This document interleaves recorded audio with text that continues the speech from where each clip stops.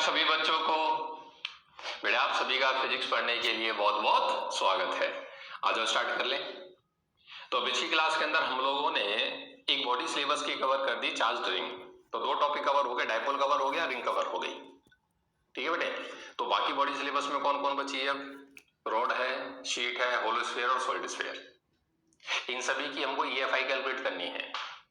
देखो बेटे, EFI calculate करने का एक तरीका तो यही है जैसे हमने रिंग में कैलकुलेट करी थी। एलिमेंट लिया और with the help of Coulomb's law field लिखी पॉइंट चार्ज की और इंटीग्रेट करके आंसर निकाल दिया। तो एक तरीका तो यही है कि सभी बॉडी को ऐसे सॉल्व किया जाए। एक ना सिलेबस में इसका दूसरा मेथड भी है इन सभी का EFI निकालने का, वो है गॉस थ्योरम। गॉस थ्योरम की सहायता से हम लोग आसानी से कैलकुलेट कर लेते हैं EFI। जैसे आपने 9th में थ्योरम पढ़ी हुई है ना, कोई थ्योरम पढ़ लो, देन न्यूमेरिकल उसके ब्याह पे आसानी से सॉल्व हो जाता है। उस लॉ को अप्लाई करो, न्यूमेरिकल सॉल्व। ऐसे गॉस थ्योरम है। गॉस थ्योरम EFI कैलकुलेट करने का किसी भी बॉडी का सबसे आसान तरीका है और अगली क्लास से हम लोग गॉस थ्योरम स्टार्ट करेंगे। उस गॉस थ्योरम के अंदर एक मेन टर्म है बेटे, इलेक्ट्रिक फ्लक्स। तो पहले आपको यह समझना पड़ेगा कि इलेक्ट्रिक फ्लक्स क्या होता है, देन गॉस थ्योरम और उसके बाद EFI। ठीक है। तो कहने का मतलब अगली 10-12 क्लास ये टर्म आपका पीछा नहीं छोड़ेगी। इलेक्ट्रिक फ्लक्स किसे कहते हैं, बात समझ आई? देखो ये फ्लक्स आप लोगों ने याद हो तो आपने लिक्विड्स में 11th में पढ़ा हुआ है। वहां पे एक टर्म बर्नौलीज की एक एप्लीकेशन आई थी, टॉरिसली थ्योरम। उसके अंदर एक टर्म यूज भी हुई है, ई फ्लक्स, है ना। ये जो टर्म है ना बेटे फ्लक्स, इसका मतलब होता है टू फ्लो। टू फ्लो भी और या सम काइंड ऑफ फ्लो भी कह देते हैं, ठीक है ना, सम काइंड ऑफ फ्लो। और ये टर्म पहले यूज होती थी लिक्विड्स के अंदर ही। ये इंट्रोड्यूस ही फिजिक्स के अंदर जो है लिक्विड उसमें हुई है, ब्रांच के अंदर जिसमें हम लोग लिक्विड्स पढ़ते हैं। देन ये इलेक्ट्रिक के अंदर आ गई। देखो एक बात को समझना, अगर बात को पकड़ पाए तो मजा आ जाएगा। जब हम लोगों ने बर्नौलीज थ्योरम के अंदर लिक्विड का स्ट्रीमलाइन फ्लो पढ़ा था, स्ट्रीमलाइन फ्लो, तो स्ट्रीमलाइन क्या होती थी? वो पाथ होता था जिसके ऊपर मॉलिक्यूल चलते थे। आप उन स्ट्रीमलाइंस के बदले इलेक्ट्रिक फील्ड लाइंस कंसीडर कर लो, तो जो कंसेप्ट आपके दिमाग में लिक्विड्स को लेकर के था वही फील्ड लाइंस को लेकर के आ जाएगा। जैसे समझना, ये मान लो बेटे ये लिक्विड फ्लो करता है, कोई लिक्विड फ्लो करके जा रहा है, बिल्कुल स्टडी फ्लो, मतलब स्ट्रीम लाइन के अंदर फ्लो करता है। ठीक है साहब, ये कोई एरिया है, मैं इस बुक को उसके सामने लगा देता हूं, अपना क्वेश्चन बैंक जो है इसको लगा देता हूं कि लिक्विड को रोकना है, ब्लॉक करना है। तो आप एक कॉमन सी बात बताइएगा कि जब मैं इस बुक को बिल्कुल सीधा ऐसे रखूंगा लिक्विड फ्लो के ऊपर नॉर्मली, क्या ये बुक सबसे ज्यादा लिक्विड को ब्लॉक करेगी? हाँ सर। और अगर मैं धीरे धीरे धीरे धीरे इस बुक को ऐसे मूव करता जाऊं, ऐसे रोटेट करता चला जाऊं, क्या जो लिक्विड ब्लॉक हो रहा है वो घटता चला जाएगा? और जैसे ये बुक ऐसे होगी स्ट्रेट, इस टाइम पर मिनिमम क्या लिक्विड ब्लॉक ही नहीं होगा। आप इसकी चौड़ाई को कंसीडर मत करिएगा, इसको एक सिंगल पेज कंसीडर कर लो, ठीक है बेटे, ये मत कंसीडर करना। जब आपने इस एरिया को बिल्कुल ऐसे रखा तो मैक्सिमम लिक्विड ब्लॉक हुआ, और जैसे जैसे आप इस एरिया को ऐसे रोटेट करते चले गए और बिल्कुल सीधा ऐसे कर दिया, इस टाइम पे लिक्विड ब्लॉक ही नहीं होता। इस टाइम पर लिक्विड ब्लॉक नहीं होता, मतलब जो मैक्सिमम स्ट्रीम लाइंस आ रही थी पहले आपने ब्लॉक करी, अब वो स्ट्रीम लाइंस ब्लॉक नहीं होती। अब थोड़ी देर के लिए अब ये जो लिक्विड आपने कंसीडर किया इसको भूल जाओ, अब यहां पे आप इलेक्ट्रिक फील्ड लाइंस कंसीडर करो, इलेक्ट्रिक फील्ड लाइंस। और ये लेट करना है कि इस एरिया में होकर के फील्ड लाइंस क्रॉस कर सकती हैं, लिक्विड की तरह ब्लॉक नहीं करनी, क्रॉस करानी है। अब आपने ये एरिया यहां पे रखा, फील्ड लाइंस क्रॉस करके गई, नॉर्मली आती है इस हिसाब से यूनिफॉर्म फील्ड लाइन, इसको क्रॉस करके जाती हैं। क्या इस सिचुएशन के अंदर maximum number of field lines cross होंगी? हाँ साहब। और आप जैसे जैसे इस एरिया को रोटेट करते चले जाओगे तो नंबर ऑफ फील्ड लाइंस जो इसको क्रॉस कर रही हैं वो घटती चली जाएंगी, और जब ये सीधा हो जाएगी, एरिया बिल्कुल सीधी हो जाएगी वो, तो अब फील्ड लाइंस इसको क्रॉस ही नहीं कर रही, वो तो पैरेलल निकल जाएंगी साइड में होकर के, अब इसको क्रॉस ही नहीं करते, अब इसको क्रॉस नहीं करती। यहां से मुझे एक बात समझ में आती है कि सारा खेल इस एरिया के रोटेट होने का है। इसको कितनी फील्ड लाइंस क्रॉस करेंगी वो डिपेंड करता है कि ये एरिया कैसे रखा गया है, ये एरिया कैसे रखा, इसको रखने की डायरेक्शन क्या है, इसको रखने का अंदाज क्या है। तो पहला कंसेप्ट तो है कि व्हाट इज इलेक्ट्रिक फ्लक्स। तो ध्यान से सुनिएगा, इलेक्ट्रिक फ्लक्स होता है बेटे number of electric field lines, number of electric field lines passing through the given area. इस एरिया से कितनी फील्ड लाइंस क्रॉस करती हैं नॉर्मली। जब आप इसको ऐसे नॉर्मली रखोगे तो यहां से कितनी फील्ड लाइंस क्रॉस करके जाती हैं, वो इससे पास होने वाला फ्लक्स है, इससे पास होने वाला फ्लक्स है। मान लो यहां से क्रॉस करके 10,000 लाइन, तो फ्लक्स की वैल्यू 10,000 है। यहां से क्रॉस करती है 5,000 लाइन, फ्लक्स की वैल्यू 5,000 है। यहां से क्रॉस करती है 10 लाइन, फ्लक्स की वैल्यू 10 है। वो डिपेंड करेगा कि जो इंटेंसिटी आ रही है इधर से वो कितनी हैवी है, लाइन से एक दूसरे के कितने नजदीक आ रही है।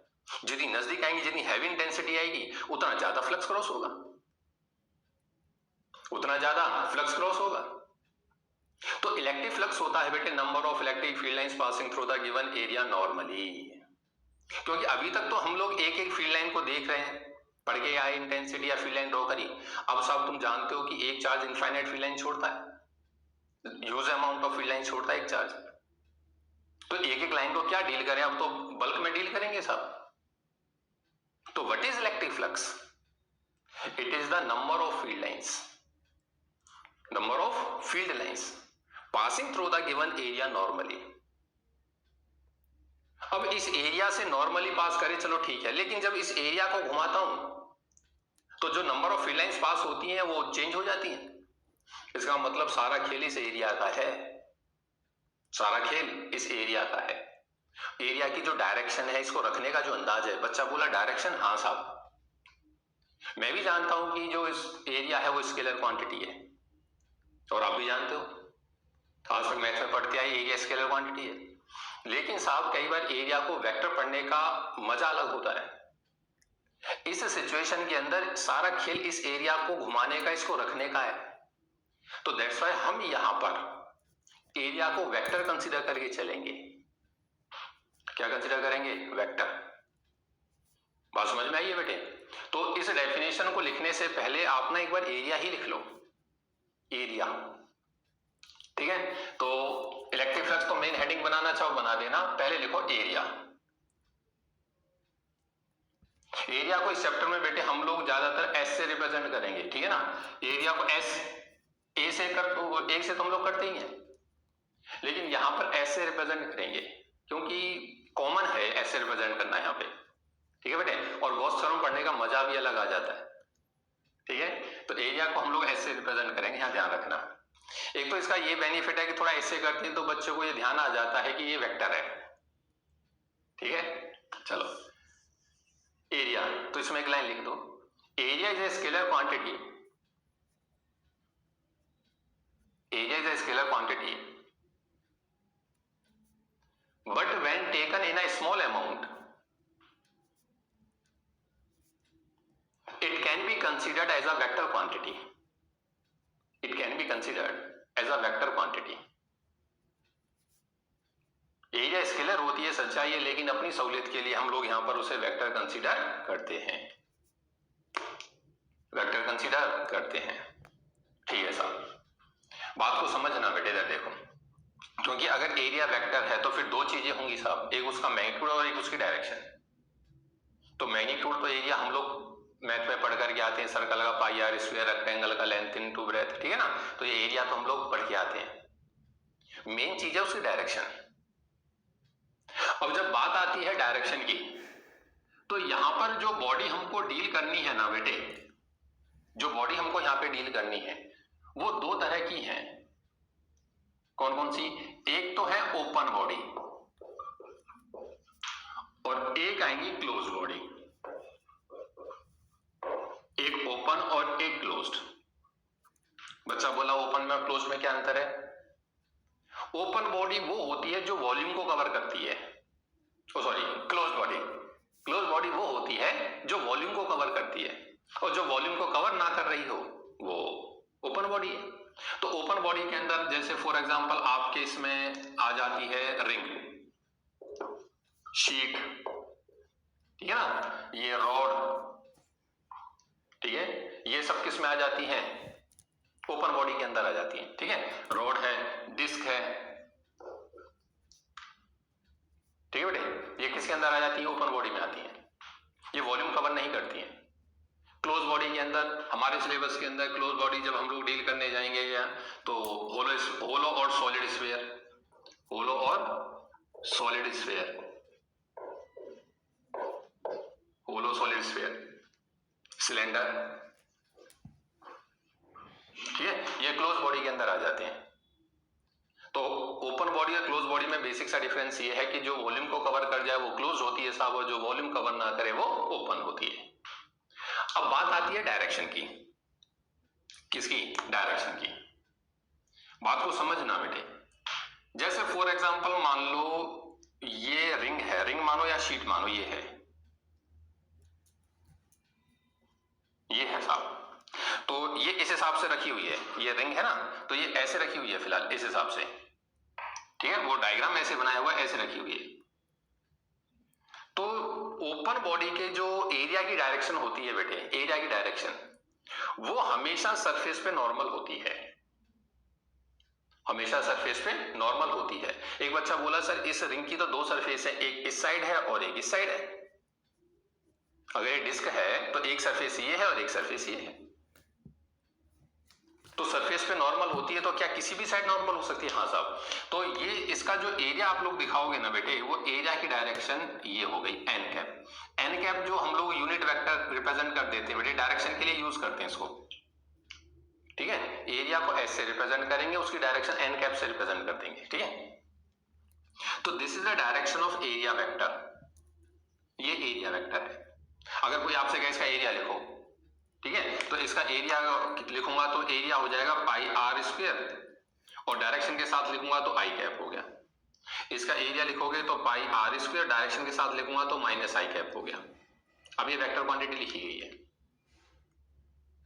तो बच्चा बोला सर क्या फिर मेरे को ये दोनों तरफ दिखाना होगा एरिया वेक्टर? नहीं साहब, मेरी बात को ध्यान से समझना। जैसे यही रिंग है, या इसको छोड़ो, आप ना इस बोर्ड को कंसीडर करो, ये बोर्ड है साहब, ये आप इस बोर्ड को किधर से देख रहे हो? सर मैं तो सामने से देख रहा हूं। क्या आप इसको बैक साइड से देख रहे हो? नहीं। अगर ये एक सरफेस है, ये एक सरफेस है, और इलेक्ट्रिक फील्ड लाइंस मानो पिछले कमरे में से इस कमरे में ऐसे बाहर की तरफ आ रही हैं, आपकी तरफ आ रही हैं, तो आप जिधर खड़े होकर के इलेक्ट्रिक फील्ड लाइंस को एनालाइज करोगे, जिधर खड़े होकर के आप इलेक्ट्रिक फील्ड लाइंस को देखोगे, आपको उधर का ही एरिया वेक्टर रिप्रेजेंट करना होता है। अब मैं इस बोर्ड को इधर से एनालाइज कर रहा हूं, तो इसका एरिया वेक्टर ये डायरेक्शन हो गई। इलेक्ट्रिक फील्ड लाइंस को एनालाइज करना है, इलेक्ट्रिक फील्ड लाइंस की डायरेक्शन से मतलब नहीं है। एनालाइज किधर से कर रहे हो? एक बच्चा इस कमरे में खड़ा होकर के फील्ड लाइंस देखता है, फील्ड लाइंस को देख रहा है, तो उसका एरिया वेक्टर इधर होगा। और एक बच्चा पिछले कमरे में खड़ा होकर के फील्ड लाइंस को देख रहा है, तो उसका एरिया वेक्टर उधर होगा। बेशक से लाइंस इधर आ रही है, उससे मतलब नहीं है। आपको एरिया समझ में आना चाहिए, एरिया कैसे देखना है। जैसे समझना, इलेक्ट्रिक फील्ड लाइंस किधर भी गई थी मुझे मतलब नहीं था। जब बच्चा इस रिंग को इधर खड़ा होकर के देखेगा, इधर खड़ा होकर के देखेगा, ये बच्चा है छोटा सा, तो साहब ये एरिया वेक्टर को इधर रिप्रेजेंट करेगा। और यही बच्चा अगर इसी रिंग को इधर खड़ा होकर के देखता है, तो वो एरिया वेक्टर को इस साइड रिप्रेजेंट करेगा। कहने का मतलब है कि एक न्यूमेरिकल में एक सरफेस पे, एक बॉडी के लिए आप एक ही सरफेस पे दिखाओगे। ऐसा नहीं है कि हर न्यूमेरिकल में दोनों तरफ दिखा दो सब, नहीं, दोनों तरफ डायरेक्शन हो सकती है, लेकिन आप एक ही तरफ रिप्रेजेंट करोगे जिधर से आप फील्ड लाइंस को देख रहे हो, चाहे वो आपकी तरफ आ रही है फील्ड लाइंस या आपसे दूर जा रही है। आपको लाइंस की डायरेक्शन से मतलब नहीं होता। बात समझ आइए? तो direction of area vector for open body can be represented in neither direction. Normally किधर भी रिप्रेजेंट हो सकती है, लेकिन हम लोग उधर रिप्रेजेंट करते हैं जिधर खड़े होकर के हम बॉडी को एनालाइज करते हैं, सरफेस को एनालाइज करते हैं। आप इधर खड़े हो तो आपको यही शो करनी है बस, और आप इधर खड़े हो तो आपको यही शो करनी है। ऐसा नहीं है कि आप दोनों तरफ शो करोगे, नहीं।